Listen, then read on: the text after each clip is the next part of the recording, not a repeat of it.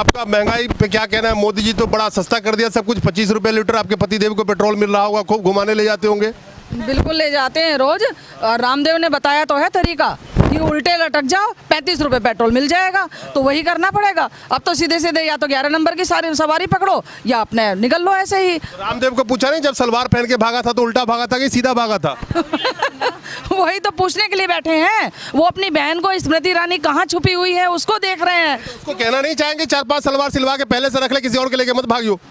बिल्कुल यही कहना चाहेंगे हम तो। ये उनको किसान दोनों को ढूंढ रहे हैं। बंगाल में 25 रुपए लीटर होने वाला है पेट्रोल अभी चुनाव में। अरे बंगाल में 25 रुपए नहीं 20 रुपए भी कर देंगे। पुडुचेरी में भी होगा। एक बात बताइए, यहाँ 2 करोड़ युवाओं को नौकरी दे दी मोदी सरकार ने, अब 75 लाख वहाँ देने जा रहे हैं, तो जुमलेबाज तो बहुत तगड़े हैं ये। यहाँ दे दी ना, नौकरी दी, आपको पता नहीं है? हाँ। आप लोग पेट्रोल भरवा नहीं सकते, आप बेरोजगारों को धक्का लगाने में रख रहे हैं। बिल्कुल बिल्कुल सही कह रहे हैं। नौकरी तो दी है उन्होंने, लेकिन हम उनकी भाषा समझ नहीं पा रहे हैं। हम दो हमारे दो, उनका विकास हो रहा है। जो धक्का लगा रहा है ना, जो धक्का लगा रहा है ना बेरोजगार, वो कह रहे हैं हर हर घर घर धक्का लगाते चल रहे हैं। आपका घर सही चल रहा है, महंगाई तो कुछ है ही नहीं।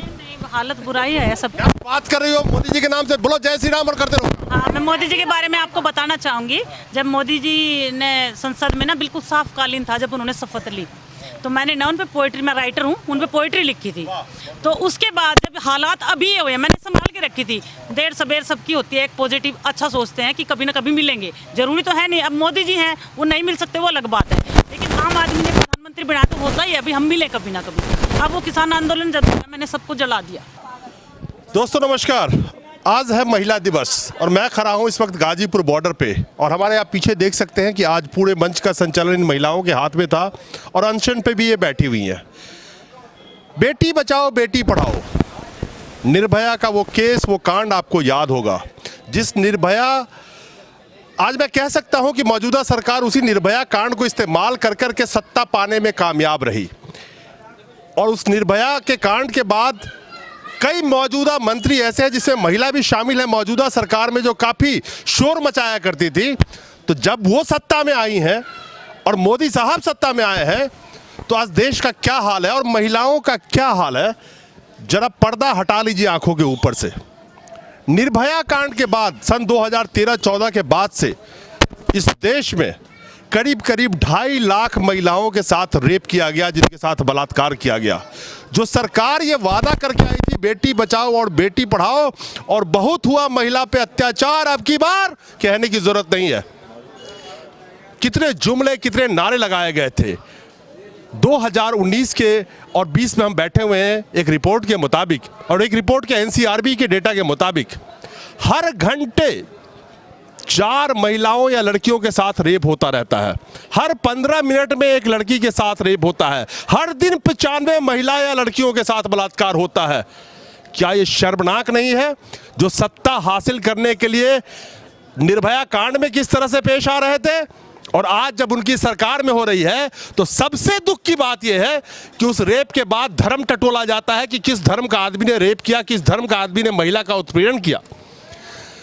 2019 में करीब करीब 4,05,000 महिलाओं के क्राइम अगेंस्ट वुमेन हुए, जो 2018 के मुकाबले करीब करीब 7.5% की बढ़ोतरी हुई। क्या हुआ? जब मोदी साहब ने कहा था कि जो अगर कोई रेप करता है, कोई बलात्कार महिला के साथ होता है, तो फास्ट ट्रैक कोर्ट लगाए जाएंगे। 1023 फास्ट ट्रैक कोर्ट की बातें थी, वो कोर्ट का क्या हुआ? लोकसभा में एक उत्तर दिया गया कि करीब करीब 195 कोर्ट लगाए जा रहे हैं या लग चुके हैं, लेकिन बाकियों का। और सबसे दुर्भाग्य की बात यह है कि रेप के केसेस कितने पेंडिंग है, उसके भी जवाब में लोकसभा में जो उत्तर अब दिया गया, कई ऐसे ऐसे आंकड़े उपलब्ध हैं, करीब करीब 2.5 लाख रेप का केस पेंडिंग है।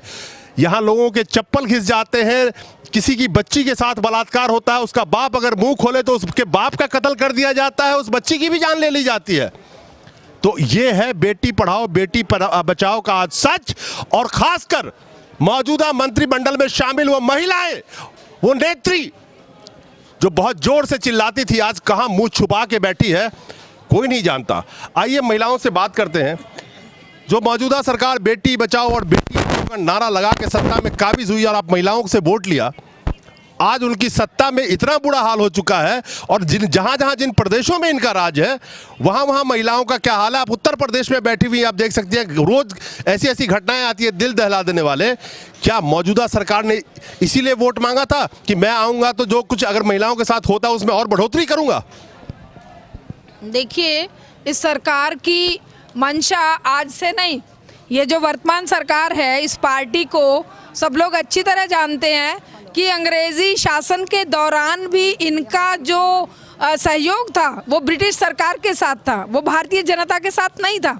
इनका कहना था कि जब तक भारत हिंदू राष्ट्र नहीं बन जाता, और हिंदू राष्ट्र से अभिप्राय क्या है? हिंदू राष्ट्र असमानता पर आधारित वो व्यवस्था जिसमें शूद्र, गंवार, पशु नारी को केवल डांट और मार और लात पड़नी चाहिए। तो ऐसी संस्कृति को लेकर ये लोग जब ढंढोरा पीटते हैं, तो अगर ये सत्ता में आ जाएंगे तो उसी संस्कृति को तो लागू करेंगे। इन्होंने जो खोखले वायदे और दावे किए थे वो तो एक एक करके खुलते जा रहे हैं। और बेटियों की जो हालत है, अभी कितनी दर्दनाक बात है कि वो बेटी पूरे परिवार के सामने उस बेटी के पिता को गोलियों से भून डाला, अभी पिछले हफ्ते की बात है। इससे दर्दनाक दृश्य कोई हो नहीं सकता। रात को हाथरस की बेटी को जला दिया जाता है तेल डालकर। इससे खतरनाक, शर्मनाक और पूरे विश्व में जो एक निंदनीय काम है वो हो नहीं सकता। प्रधान सेवक का वो भाषण आप लोगों ने भी सुना होगा, जिसमें चिल्ला चिल्ला के यूपी के इलेक्शन टाइम में कह रहे थे कि बेटियों का वो हाल है कि 6 बजे के बाद शाम को वो निकल नहीं सकती। मुझे तो लगता है कम से कम 6 बजे तक तो निकल सकती थी, आज तो वो दिन में कभी निकल ही नहीं सकती। मुझे ऐसा लगता है, जानते ही नहीं महिलाओं से, क्या ये सच्चाई नहीं है? आज मैं ये कहना चाहती हूँ कि हमारे देश की बेटी सुरक्षा के लायक नहीं है, जो मोदी जी सुरक्षा नहीं दे सकते हैं। जब वो वायदे करते हैं इतने लंबे लंबे, तो वायदे को निभाने के लायक नहीं है। जो हमारे देश की महिलाएं 95 साल की, वो सुरक्षित नहीं कहलाती हैं, रात में निकलने के लिए मजबूर है। तो क्या मोदी जी को हम लोग की चिंताएं नहीं है? वो खाली सत्ता में आने के लिए माँ बहने करके सिर्फ माँ बहने का अपमान करते हैं, सम्मान करने के लायक नहीं है। तो वो सत्ता से हट जाए। हमारे देश में बहुत ऐसे भाई बैठे हैं जो हमारे सम्मान करने के लायक हैं। एनसीआरबी की आंकड़ा कहती है कि करीब 24,000 हाउसवाइफ ने सुसाइड की 2019 में। ये आंकड़ा बहुत अपने आप पे चौंकाने वाला है। कारण कई हो सकते हैं, लेकिन बहुत सारे कारण ऐसे कि जिनकी पति की जॉब चली होगी, जिनकी महिलाओं की जॉब चली हो गई। ये जान के आपको ताज्जुब लगेगा कि लॉकडाउन लगाने की वजह से मर्दों की अपेक्षा 7 गुना चांसेस ज़्यादा थी कि महिलाओं की नौकरी जाएगी, और 11 गुना चांसेस ज़्यादा थे कि वो काम पे लौट नहीं पाएगी। तो जो लॉकडाउन लगाया गया उसमें भी इन्हीं महिलाओं का ज़्यादा नुकसान हुआ। कोई काम काजी होगी तो या तो नौकरी चला गया होगा या आप जा नहीं पाएंगी। खैर, उस पर मैं नहीं आता हूँ। एक बात बताइए, इसी दिन के लिए वोट दिया था मोदी जी को? जी बिल्कुल, इस दिन के लिए नहीं दिया था। वो तो हमें जुमले में ये बता के रखे थे कि अच्छे दिन के नारे के साथ आए थे। हमने भी सोचा चलो वोट दे के देखते हैं कि अच्छे दिन आएंगे हमारे, और हमें नहीं पता था कि हमारे अच्छे दिन इतने अच्छे आने वाले हैं कि आज हमें रोड पे सुला देंगे मोदी जी। और हमारी बहनों की ये दुर्दशा हो गई है कि कभी भी कोई भी घटना हमारे साथ हो सकती है। इनकी पुलिस के पास जाते हैं तो ये ऊपर से नीचे तक थाने में बैठे रहो और प्रशासन पे गुहार लगाते रहो, और एक मंत्री बैठ के जलेबियाँ खाएंगे, समोसे खाएंगे, और वहाँ हड्डियाँ तोड़ते हैं, शराब पिएंगे और खुश होते हैं कि किसी बहन की आबरू लुट रही है तो लुटने दो। और ये सरकार में इतनी हमारी बहनों की आबरू लूटी गई है, ये मजाक बना के रख दिया है हमें। एक बात बताइए आप लोग, मोदी जी आपने कहा कि अच्छे दिन तो 2014 में नारा दिया था मोदी जी ने। 2019 में किस बात पे आप लोग इतनी विश्वास किया आप लोगों ने? क्योंकि चुनाव जीतने के बाद, जिस दिन पहली बार वो भाषण दे रहे थे, चुनाव जीतने के बाद प्रेस कॉन्फ्रेंस तो करते नहीं, तब उन्होंने कहा था कि मेरा अब नया नारा है सबका साथ, सबका विकास और सबका विश्वास। क्या आपको लगता है कि आपके साथ विश्वासघात नहीं हुआ आज के डेट में? बिल्कुल हुआ है। उन्होंने जो नारा दिया था, मैंने पहले भी कहा है, उन्होंने जितने भी नारे दिए उसके सारे उल्टे काम किए। उन्होंने जैसे कहा कि सबका साथ सबका विकास, तो उन्होंने कहा उसका उल्टा यही हुआ, सबका साथ सबका विनाश। और ये विनाश हो चुका है, और आज ये विनाश की जो है कड़ी में बैठे हैं। हमारे सारे किसान भाई बैठे हैं, हमारी बहनें बैठी हैं, हमारे बच्चे बैठे हैं, यहाँ सारे लोग बैठे हैं, विनाश की लाइन में बैठे हुए हैं। मोदी जी से अभी भी उम्मीद कर रहे हैं कि ये 3 काले कानून वापस ले लें, MSP पे हमारा मूल्य तय कर देंगे। लेकिन ये लगता नहीं है। मोदी जी को वोट इसलिए नहीं दिया गया था कि हमें ऐसे दिन और विनाश के लिए दिया। एक बड़ा कॉमन सवाल पूछता हूं आप लोगों से। आप लोग सब गृहिणी हैं, महिलाएं हैं, कामकाजी भी महिला, घर का तो काम करती है, उन्हीं को पता होता है राशन पानी क्या लगता है। 50 रुपये प्याज, पीछे 50 रुपये आलू भी हो गया था। उसके बाद महंगाई अपने चरम सीमा पे, 800 का सिलेंडर, कितने जुमले के साथ आए थे। 10 रुपये सिलेंडर में बढ़ता था। तो इनकी एक मंत्री है ईरानी, नाम ईरानी है। राहुल गांधी के नाम से तो इटली वाले घोषित कर देते हैं, जिसका नाम ही ईरानी हो उसके लिए कुछ कहना बड़ा मुश्किल है आज की डेट में। लेकिन वो कहाँ छुप के बैठ गई। आज जनता त्राई त्राई कर रही है। क्या आपके घर का बजट लगता है लॉकडाउन के बाद हो सकता है कितने लोगों की जो हस्बैंड होंगे, आपके कोई भाई होंगे तो उनका नौकरी भी चला गया होगा या आधी तनख्वाह पे भी काम कर रहे होंगे। तो आज महंगाई के इस आलम में आपको लाके खड़ा कर दिया इस मौजूदा सरकार ने, लेकिन एक शब्द जनता की ना सुनने को और ना किसी प्रेस कॉन्फ्रेंस में आके जवाब देने को तैयार है। हमारे देश के बहुत बुरे हालात हैं अभी, क्योंकि एक तो लॉकडाउन ने हमारे देश की बहुत ही ज़्यादा स्थिति ख़त्म कर दी है और जो भी रोज़गार थे सारे ख़त्म कर दिए मोदी सरकार ने, और जिनकी भी जॉब बची है वो भी आधे सैलरी पर हैं। और जो आने वाले वक्त में ना इन्होंने तो इतना आज की डेट में बुरा हाल कर दिया। देखिए सिलेंडर 800 रुपये 850 रुपये हो चुका है। जो हमारा घर का राशन था, मैं भी एक घर की गृहिणी हूँ और मैं घर चलाती हूँ, जो मेरा राशन 5000 का आता आज वो 8000 का आता है। और जो मेरे बच्चों की फीस थी, क्योंकि कोरोना के टाइम में इन्होंने ये नहीं सोचा कि ये जिनकी ये जो मजदूर बैठे हुए हैं, इनकी जॉब पे छूटी हुई है, ये कहाँ से लाएंगे, अपने बच्चों को कहाँ से पढ़ाएंगे। इन्होंने ये भी जहमत नहीं उठाई कि जो स्कूल की फीस है वो माफ़ कर सकें। बच्चों के स्कूल की फीस जानी होती है, घर के और भी काम होते हैं। तो इतने देश के बुरे हालात कर दिए हैं कि जो हम पेट्रोल, अब तो मुझे लगता है कि अब जो पहले का जो नियम था ना, जो भैंसा गाड़ी और जो बैल गाड़ी चलती थी वही आएंगी। अब मोटर गाड़ी तो हम लोगों को छोड़नी पड़ेगी, क्योंकि 100 रुपये लीटर तो पेट्रोल और हमारा डीजल हो रखा है। और आप खाने की सुविधाएं ले लो, फल फ्रूट ले लो, खाए तो खाए क्या, ये तो भूखे मारने पर जो हमारी रोटियां ताले में बंद करने वाले, तो इनसे तो हम उम्मीद ही नहीं करते। कहने का मतलब है कि आप लोगों को नहीं लगता कि अब की बात तो मार दिया यार, अब की बार तो मार दिया यार। आपको क्या लगता है, आपका महंगाई पे क्या कहना है? मोदी जी तो बड़ा सस्ता कर दिया सब कुछ, 25 रुपये लीटर आपके पतिदेव को पेट्रोल मिल रहा होगा, खूब घुमाने ले जाते होंगे। बिल्कुल ले जाते हैं रोज। और रामदेव ने बताया तो है तरीका कि उल्टे लटक जाओ, 35 रुपये पेट्रोल मिल जाएगा। तो वही करना पड़ेगा। अब तो सीधे सीधे या तो 11 नंबर की सारी सवारी पकड़ो या अपने निकल लो ऐसे ही। रामदेव को पूछा नहीं जब सलवार पहन के भागा था तो उल्टा भागा था कि सीधा भागा था? वही तो पूछने के लिए बैठे हैं। वो अपनी बहन को स्मृति ईरानी कहाँ छुपी हुई है उसको देख रहे हैं। उसको कहना नहीं चाहेंगे 4-5 सलवार सिलवा के पहले से रख ले, किसी और के लेके मत भागियो।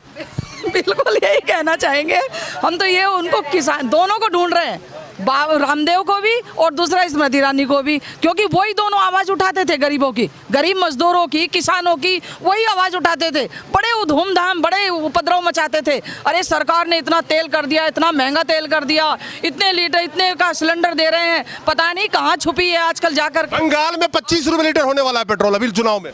अरे बंगाल में 25 रुपए नहीं 20 रुपए भी कर देंगे। पुडुचेरी में भी होगा। एक बात बताइए, यहाँ 2 करोड़ युवाओं को नौकरी दे दी मोदी सरकार ने, अब 75 लाख वहाँ देने जा रहे हैं। तो जुमलेबाज तो बहुत तगड़े हैं ये। यहाँ दे दी ना, नौकरी दी, आपको पता नहीं है?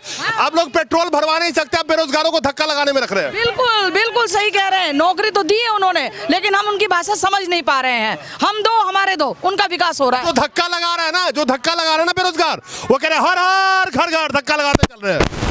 हाँ। फिर भी अंधभक्त कह रहे हैं, अंधभक्त फिर भी कह रहे हैं 100 रुपए लीटर हो जाए तो भी हम लेंगे। मोदी है तो मुमकिन है, मुमकिन हो ही रहा है, मुमकिन तो चल ही रहा है। वो कह रहा ना 100 रुपए लीटर भी लेंगे, बापू के पिछवाड़े से तेल निकल रहे होगा उसके, अब वो आगे फुटानी कर रहा है और कुछ नहीं कर रहा है वो। हाँ मैडम आओ जरा आगे आओ, अभी सेंटर में आओ।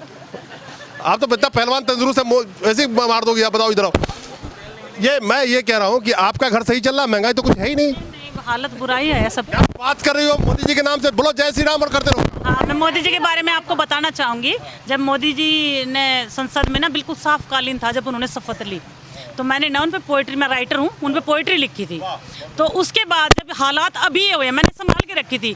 देर सबेर सबकी होती है, एक पॉजिटिव अच्छा सोचते हैं कि कभी ना कभी मिलेंगे, जरूरी तो है नहीं। अब मोदी जी हैं, वो नहीं मिल सकते, वो अलग बात है, लेकिन आम आदमी ने प्रधानमंत्री बनाया तो होता ही है, अभी हम मिले कभी ना कभी। अब वो किसान आंदोलन जब मैंने सबको जला दिया।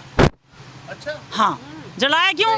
क्योंकि जिस चीज़ पे है वो खरे नहीं उतरे, जो मतलब हमारी एक फीलिंग थी उनके लिए, या यूँ कहे भाई हम उनको अपना पिता समझते थे या कुछ भी, तो उस पर वो खरे नहीं उतरे तो दुख होता है। अभी मेरे को आपके जैसे एक भाई ने पूछा, मोदी जी तमिल सीखने की इच्छा कर रहे हैं, तो तमिल वो क्यों सीख रहे हैं? क्योंकि हमारा ये एरिया हिंदी भाषी था, तो तमिल वो इसलिए सीखना चाहते हैं क्योंकि वो बोल का खाते हैं। वो तमिल सीख के लोगों के दिल में उतरना चाहते हैं, और हमारे भी वो दिल में उतरे थे, तभी वो प्रधान। वैसे मैं आप लोगों को बता दूं, आप लोग काफी भोले हो और भारत की जनता काफी भोले है। मैं कई बार बता चुका हूं, मोदी जी एक शब्द खुद अपना नहीं बोलते। तमिल सीखने की क्या जरूरत है? वो तो जहां जाए टेलीप्रॉम्प्टर पे लिखा रहता है, उसी भाषा में पढ़ के बोलते रहते हैं। मोदी जी का कभी इसके अलावा कुछ दिखाया किसी टीवी वाले ने, गोदी मीडिया ने? उसकी वजह क्या है?